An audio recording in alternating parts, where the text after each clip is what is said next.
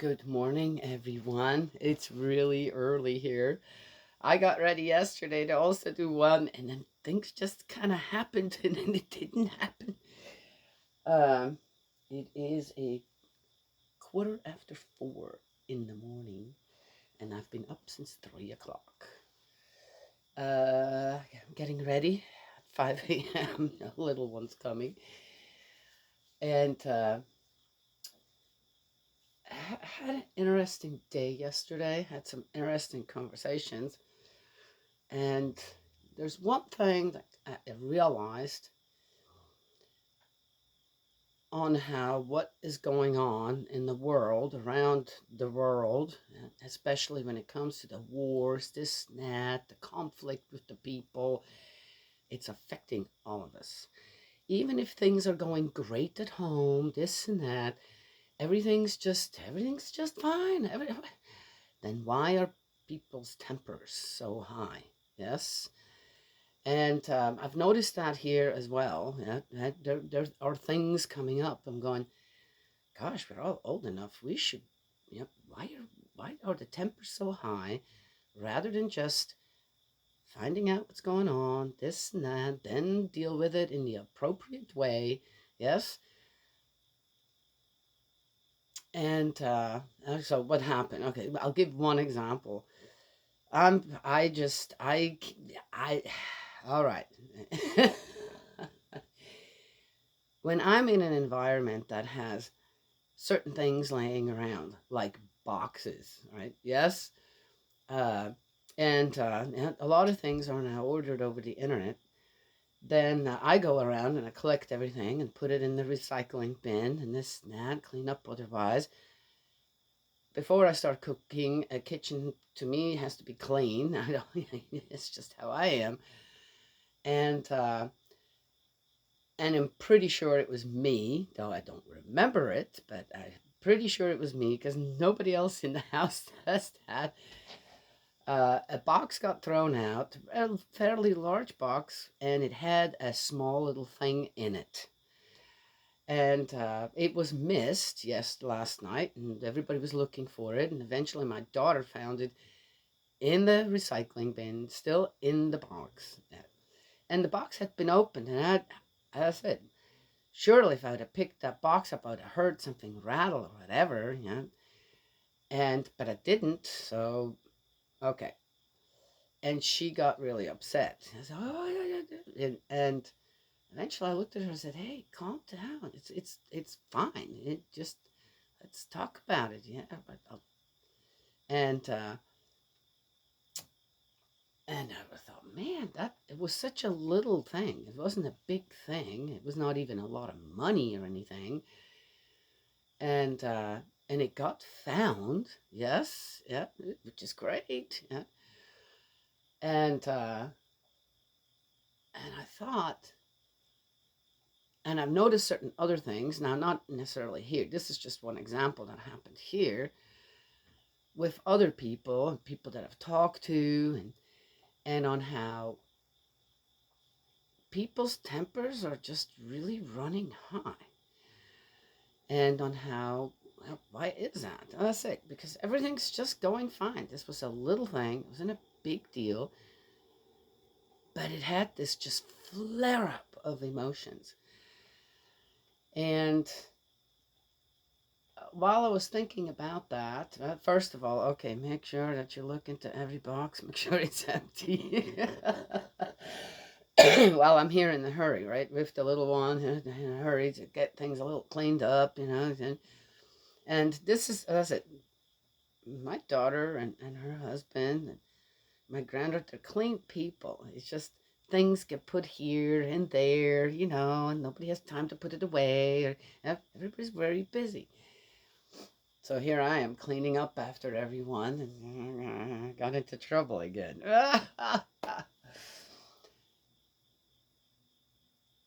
And I thought about that, looking at things that I also see on the internet, and I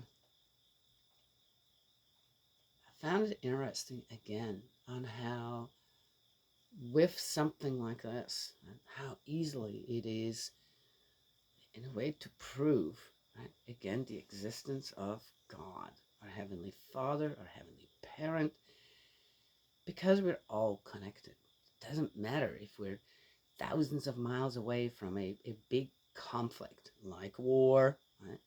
People dying, suffering, losing their homes because they get bombed to bits and pieces and I don't know what and all that jazz. And we're all affected by it. When the conflict around the world becomes so great in a way, right, that it kind of almost outweighs the good energy that floats around. And when negative energy like that has a bit the upper hand, it affects all of us.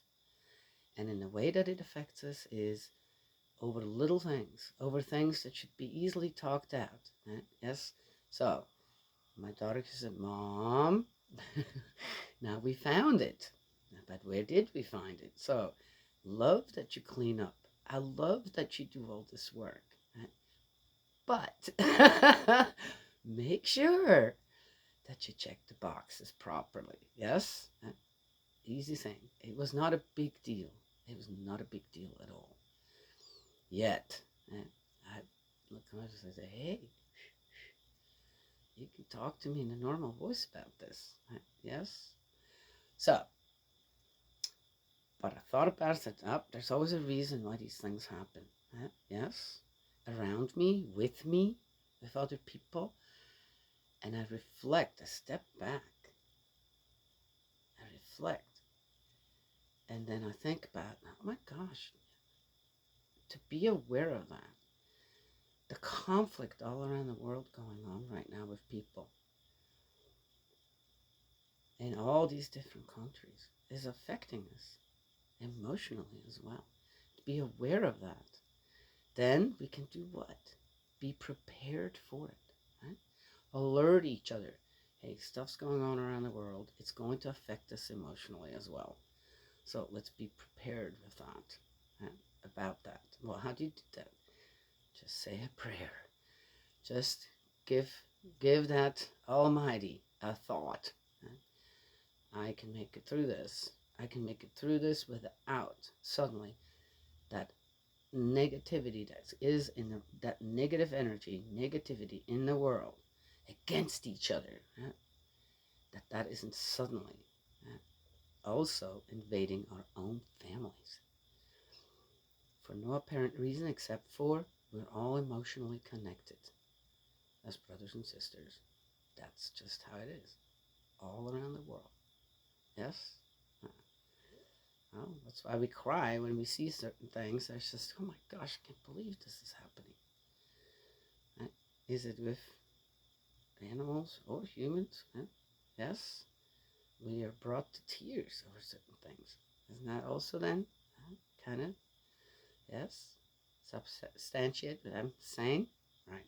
Okay, let's get going. I wanted to mention that, yes, because I have a feeling it's going on in other families. It's going on in communities.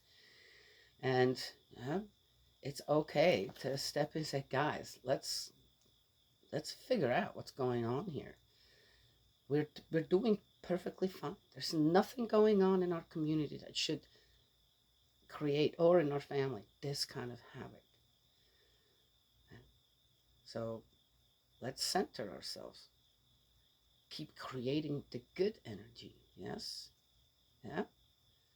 Because that's really, really what's needed. Okay. So let's do the Bible reading. Oh, not sure how we're going to create positive energy with this stuff here, but hey, let's give it a try. You never know. You never know. That's right. Okay. Oh. It wasn't just this incident that made me aware of that. I've also noticed within myself that there are some things I want to, in the way that I want to respond to people, is I want to get mad. I want to get angry and I want to get mad and I really want to just give it to them. Yeah, even if it's just verbally. He's trying to listen, you. Right? I've noticed that within myself as well. And I have to, whoa, this is not the way to do this. Not if you want to teach people out there. Yes? To do what? Hmm, so many different things, right? Okay. Where we could do better at. Absolutely could do better at. All right. We're in the first book of Maccabees in 15, letter of Antiochus the Seventh, and siege of Dora. Antiochus, son of King Demetrius, addressed a letter from the Mediterranean Isles to Simon, priest and ethnarch of the Jews, and to the whole nation. This was how it read. King Antiochus to Simon, high priest and ethnarch. Ethnarch? The heck is an ethnarch?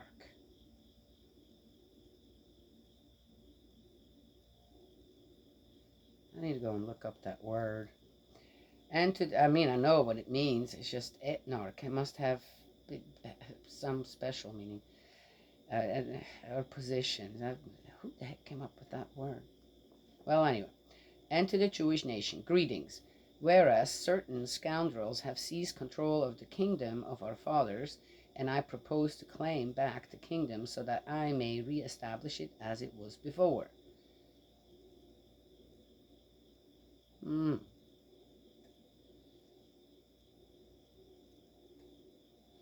And whereas I have accordingly recruited very large forces and fitted out warships, intending to make a landing in the country and to hunt down the men who have ruined it, and laid waste many towns in my kingdom. I now therefore confirm in your favor all remissions of taxes granted to you by the kings, my predecessors, as well as the waiving of whatever presents they may have conceded. I hereby authorize you to mint your own coinage as legal tender for your own country. Oh, that's a new one. I declare Jerusalem and the sanctuary to be free. All the arms you have manufactured and the fortresses you have built and now occupy may remain yours. All debts to the royal treasury, present or future, are cancelled henceforth in perpetuity.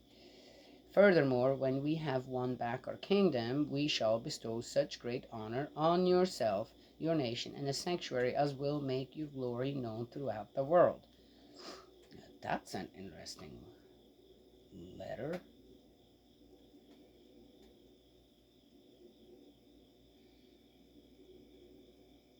They were doing all this already in Israel. They were doing all this stuff, right? And now they're being freed from all that. Supposedly, this is a weird letter. Antiochus invaded the land of his ancestors in the year 174, and since the troops all rallied to him, Trypho was left with few supporters. Oh, I see.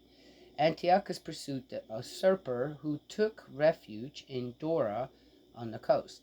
Knowing that misfortunes were piling up on him and that his troops had deserted him, Antiochus pitched camp outside Dora with 120,000 fighting men and 8,000 cavalry. He laid siege to the city while the ships closed in from the sea, so that he had the city under attack from land and sea, and allowed no one to go in or come out.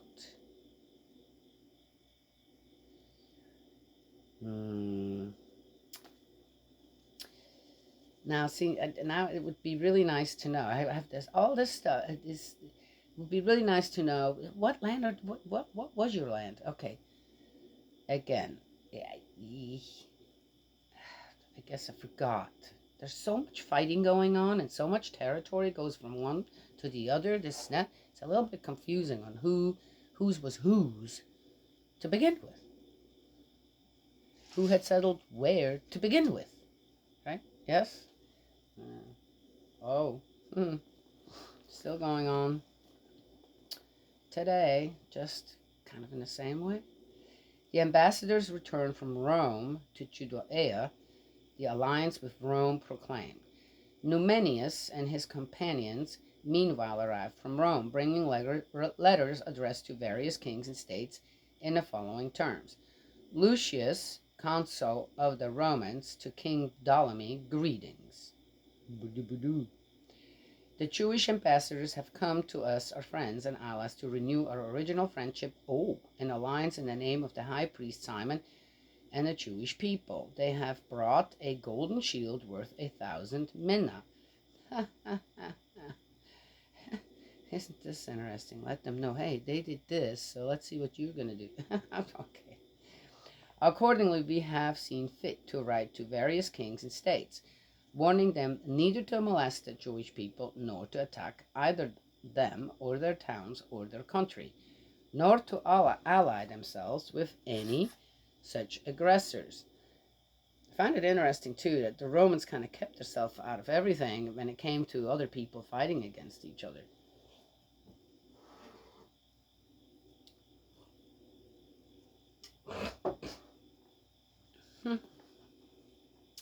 We have seen cow-free mustache. We have seen fit to accept the shield from them. If, therefore, any scoundrels have fled their country to take refuge with you, hand them over to Simon the high priest, to be punished by him according to their law. Why? The consul sent the same letter to King Demetrius, to Attalus, Ariarathes,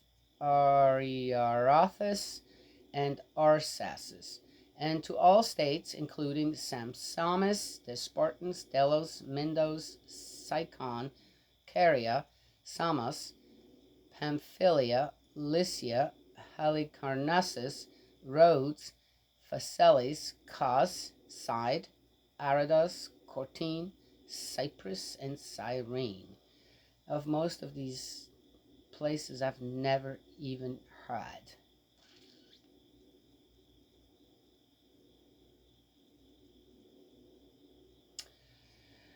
They also drew up a copy for Simon the high priest. Okay. Antiochus VII, besieging Dora, becomes hostile to Simon and sends him a reprimand. Okay. Why does Antiochus thinks that he has all that power over Jerusalem at this time? You know, it doesn't make sense with all this other stuff going on.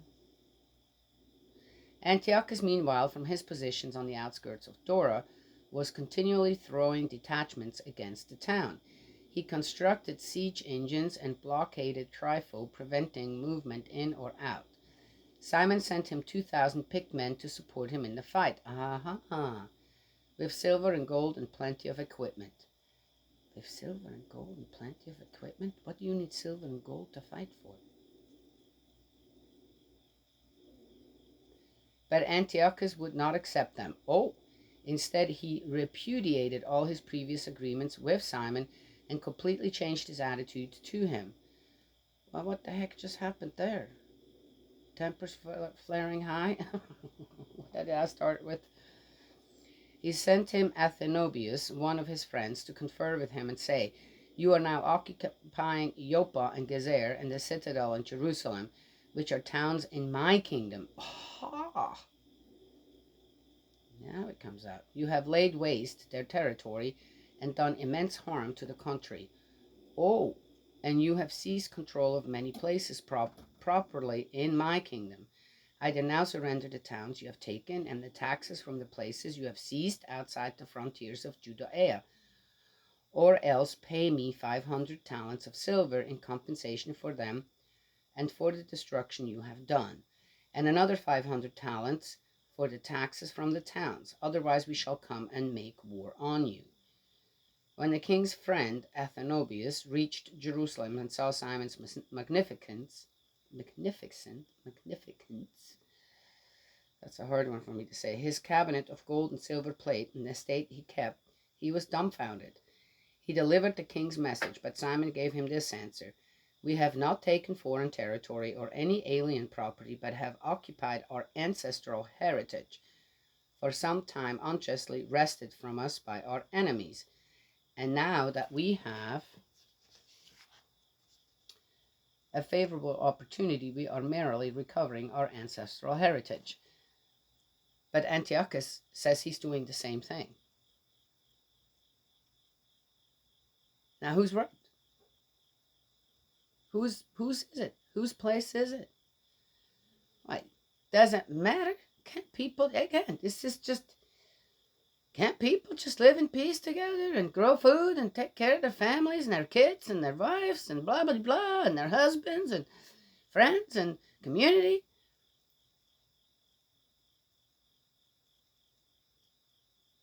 So is the kings. Why are they so okay? Just saying. Then one accuses the other. So supposedly now where Simon is at, Antiochus accuses him of having destroyed the towns. What? Even Jerusalem? Huh? Where did that come from? Okay, just saying. Right? Isn't this interesting what I talked about beforehand? And then what's going on here? These kings, it's like, what are they on drugs? Men don't go through menopause, so what's the mood swing stuff here? All of that. And what do they really care about their ancestors or their heritage? Do they really? They're dead. They're somewhere in spirit world, yet they got living people there. What are they doing to them? Just saying. Huh? Isn't that a weird one? Just looking at this as from, I don't know, a more reasonable standpoint or viewpoint, and go, what are you all nuts? Why are you doing this? For what reason exactly? And everybody has their, well, but we have the rights to this, according to our ancestors. Okay. What do your ancestors care? You got people that you need to take care of right now. And it's probably not going to happen if you continuously just put a war on with other people. Right? And again, here, so first he writes a letter to Simon and says, hey, you did exempt this. And then Simon even goes, okay, we'll help you with this. Yeah? Against this one dude that they both seem to be having problems with. And Antiochus, no. Right? Because what he really wanted, of course, was for Simon to realize, oh yeah, that actually belongs to this guy. So we're just going to give it to him because he's already exempting us from everything. This, not right. So we're going to give him back what belongs to his ancestors, or was his ancestors' stuff, right? Places, towns, territory, whatever. But Antiochus says, no, I don't want your help and this. I want our place back. Right? Yes. An odd one. It's an odd one. So again, things are being left out here. But moody guys, what are they doing in a place of power? Huh? Changing their mind left and right, do-di-di-da, da-di-di-di, and then pulling whom into it? Huh? Yes, kind of interesting, isn't it? And then the tempers are flaring high. All it takes for a war to start is the tempers flaring high. These people in power, it is today the same thing, would actually have a calm, collected demeanor, center, all they do under the umbrella of God, they would never be doing what they're doing out there. Would not be happening. Yes? Just say. All right. As regards Joppa and Gezer, which you claim these were towns that did great harm to our people and laid waste our country, huh? This is just worded so odd. We are prepared to give you 100 talents for them.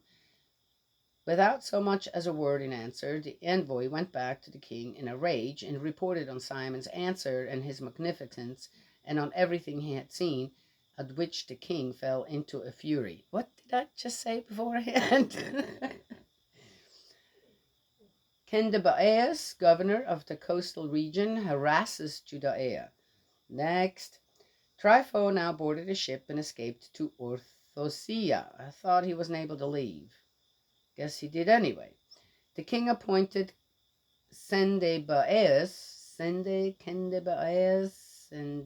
that's a weird one, don't know how to say that, military governor of the coastal region, and allotted him a force of infantry and cavalry.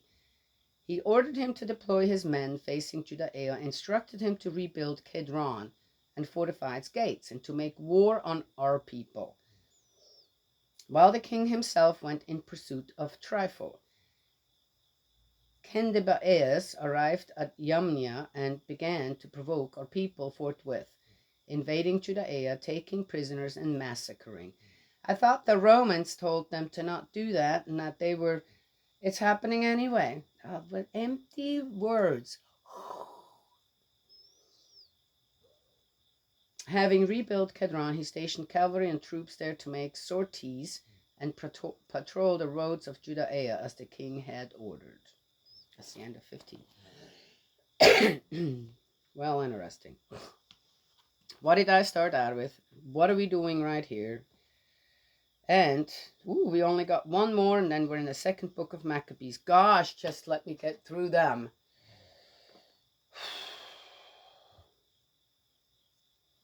I am. That's interesting.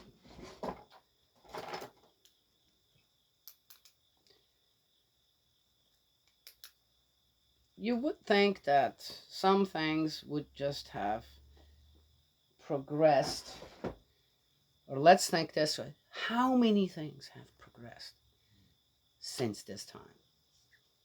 So this is what, 2,000 years ago, right? Plus, you would think that some things, or some things, right, since then, have progressed in an amazing way. Yes. Oh, always to the better, really, truly for the people? No, it's money, making money. So a lot of things I think that we think we have progressed in is not really doing us any favors. But that's just my opinion. Yes? Okay. But then there are things that, and again, it seems to be having to do with our character, our behavior, our emotions. Yes? Nothing's changed. Nothing has changed. And of course, if the people want a king, if the people want others to govern over them, then whoever is in place to do so, whatever comes from the top, it will trickle down to the people. There again, there's that energy flow that you just cannot escape unless you're aware of it and you're going, whoa, wait a minute. And if enough people say, whoa, wait a minute, things will not start to happen. Things will first, do we need this war? Why? No, we're not. Why can't these kings just do whatever they want, including Simon? Because there's so many people who are willing to just pick up arms and go, yeah, let's kill a few. Destroy whole towns, this and that. Who cares who's in it? Doesn't matter. Why are people so willing to do that? Not getting it. Right? Yes? Last night I could just start screaming back at my daughter. Just stood there with my granddaughter actually, because we were both. Did you do it? I can't remember doing it. My granddaughter's going, I don't remember. I'm pretty sure I didn't do it. I said, yeah, it was probably me. So we're standing there, both, and my daughter's just, whoa, and I'm going, hey. Rather than yelling back at her or something, which I could have. How quickly does that happen between people? I said, hey, can you just lower your voice? Let's talk about this. I'm sorry. Something happened, but it's not going to be fixed like this. Yes? Yeah. Anyway.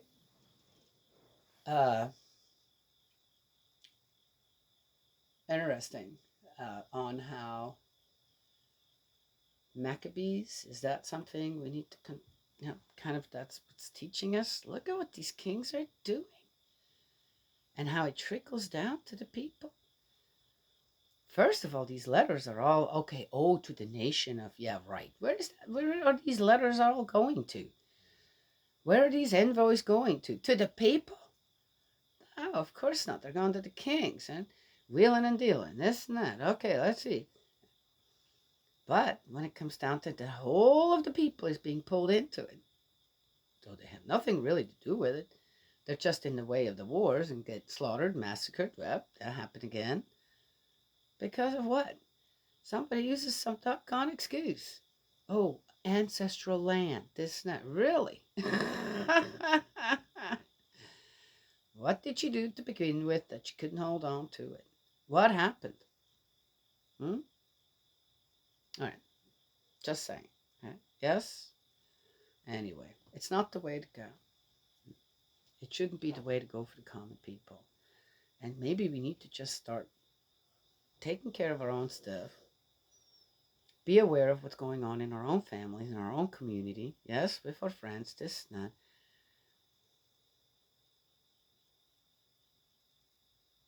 Instead of worrying so much about what everybody else is doing out there. Yes? I mean, we should pray for peace and harmony all around the world. Do you know what I mean? And maybe just otherwise kind of watch going, I wonder when you're going to come to your senses. I hope you do. I hope that there aren't more people pulled into all these wars around the world right now and all that stuff. Yes.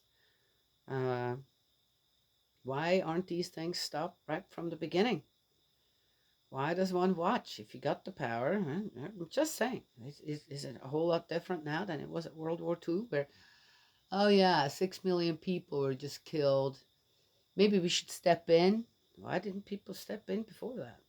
The ones that had the power to do so. Hmm? I don't know.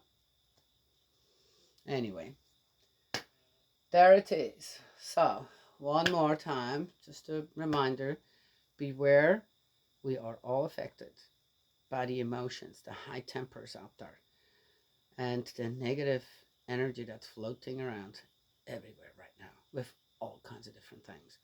And it is going to affect our families. It's going to affect ourselves. It's going to affect our families.